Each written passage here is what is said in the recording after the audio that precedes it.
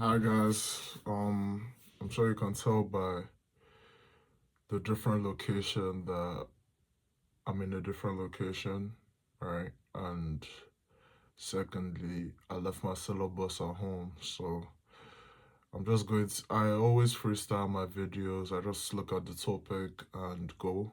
But I guess now I'm just gonna go from go. So I mean, let's talk about why I love art so much. So this is just gonna be an interlude filler episode. Has nothing to do with the curriculum, but I guess it's a little story time for anybody who likes to hear me talk.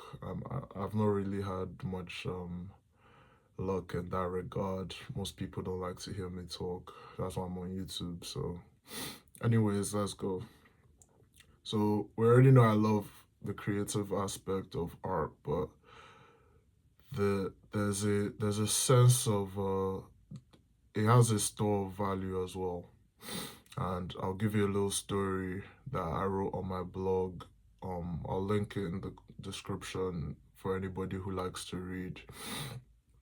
But basically, imagine if you're any type of warrior, right? You're a good warrior, and you have to realize like there is a pantheon for the subconscious. Carl Jung made it, and the warrior is an actual class. It's an actual archetype you can embody, and it basically means that you do. I'm gonna grossly summarize this because I mean Jung was a genius. We can't. If I want to use this video to talk about Jung, it's not gonna be a short video. So, but basically, the warrior archetype, grossly summarized, just means you are an action man. You're an action figure. You get to your desired outcome without veering. That's what a warrior is. A warrior is somebody who takes instruction either from himself or from a superior and executes that ruthlessly. Now, that also has to do with conditions. It also has to do with despite it being hot, despite it being cold, you're going to execute your task, all right? So imagine that archetype. I mean, that archetype isn't even favored today, but back then, oh my God, like there was a whole class of people who were just warriors. Like they made their living off the sword. If they were really good at it, they became noblemen. But that, by the way, just insert yourself like Viking, Spartan, fucking Zulu, whatever. Like you are a man of war. That's your profession. And you are gifted with the task of expanding your country's domain. And now you're on the conquest, you're on your crusade. You come upon, you know, an unfortunate landmass of people and you win, overwhelmingly. You conquer the land, you kill all the military age males, all the competition, and now you're plundering your spoils. You're there.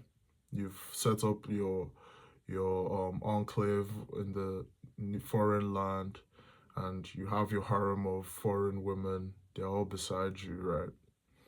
And you're just at the back of your head. You're like, oh my god, like fucking hell. There's just something gnawing at you, just telling you that it's not gonna be okay. That these people were weak today, but tomorrow they're gonna be strong, and it'll be my offspring's turn to face the brunt of the vicious cycle of life. And it is truly vicious. But what was this warrior's decision that puts his mind to rest, right? Because not many things can put a warrior's mind to rest. You know, there's always another place. And if you even win, you're gonna cry because there's nothing to conquer. I mean, it's cliche, but hey, if Caesar and Alexander said it, it must be true, right? But you know, what was this action that, or what is this action that this warrior took that made him rest, that made him enjoy his women, that made him enjoy the alcohol of that place, that made him, you know, have rest. A true warrior, by the way, I'm talking about a one of one.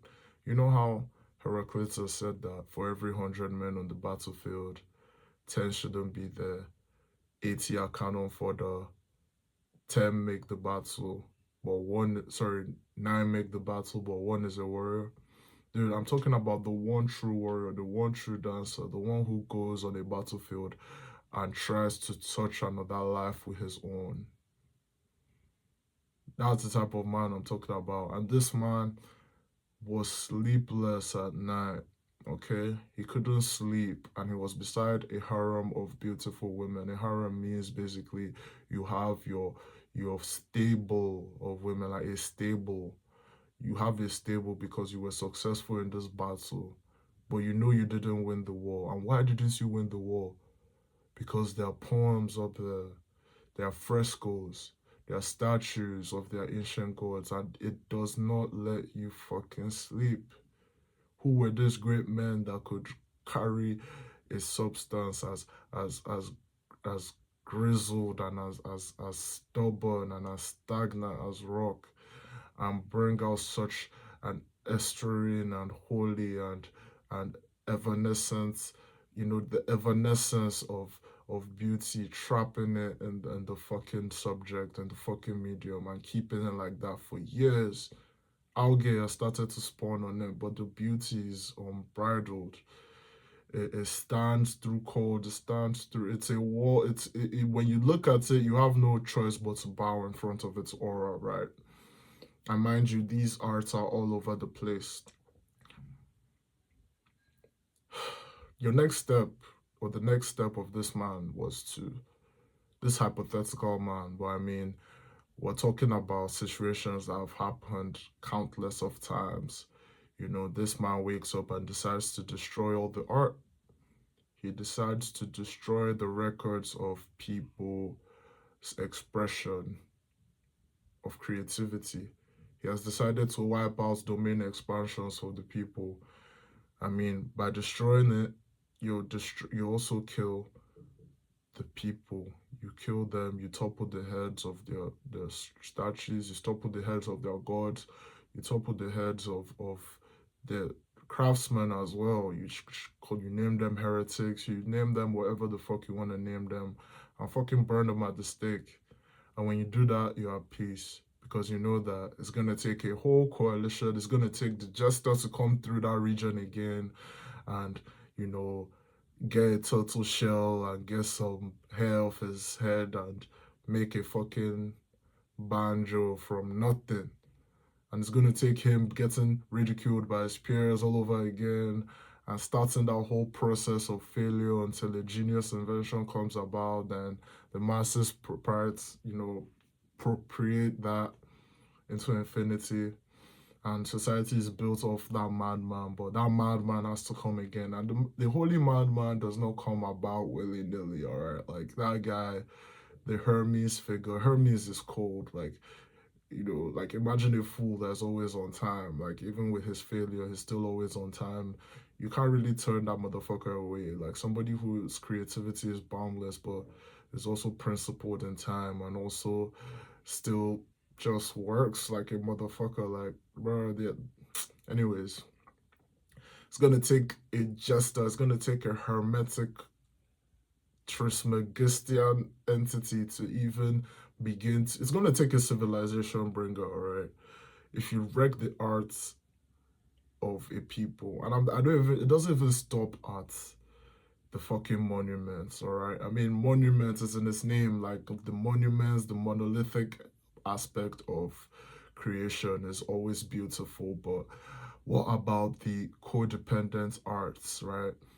What about the folk songs of that place? What about the practices of that place that makes the girl's hair so luscious in that region? What about the wedding practices? What about so many things that will get raped by this warrior, in order to keep the order of his crusade alive, he's gonna vitiate that. And that's evil, to be honest. I mean, hey, that's what I'm trying to say, that nobody is really divinely good or divinely bad. I mean, he's a divine warrior, right? He's a one of one warrior, a true dancer amongst dancers. Probably never sleeps, always in thoughts, even in sleep, even while laying in repose, is still in thought. But in another culture, to another world, this man is evil. This man is the devil and everything more. And he will vitiate the art from that region. And that place will be nameless, and it will be powerless, and it will be ripe for programming to take place. So that is the power of art, right?